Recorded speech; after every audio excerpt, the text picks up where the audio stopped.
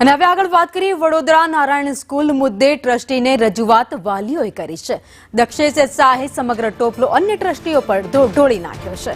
મેં તો માનવતાના ધોરણે ₹1ના ભાડે જમીન આપી હતી, અન્ય ટ્રસ્ટીઓએ ધ્યાન આપ્યું નહીં। દક્ષેશ શાહનું નિવેદન, આખી સ્કૂલ જ તોડીને નવી બનાવી પડી છે। मैं पसंद ज नहीं, मारो आत्मा लड़े छे એટલા માટે જ મેં મારી સ્કૂલમાં ₹1 ભાડે બાળકોને બેસવા માટેની જગ્યા આપી છે। મને ખબર નહોતી કે આ લોકો આ ટાઈપનો વ્યવહાર કરશે, આંગળી આપીશ તો પહોંચવું પકડશે। ₹1 ભાડે આજે બી પૈસા એ લોકો ડિપોઝિટ રાખે છે અમારી સ્કૂલને લાઇટ બિલ છતાં અમે કોઈ કમ્પ્લેન કરવા નથી માંગતા, કારણ કે અમારું નસીબ અમારી પાસે છે। અમે જેવા માણસ જોડે સંબંધ રાખ્યો હોય એવો વ્યવહાર અમારી પાસે થાય।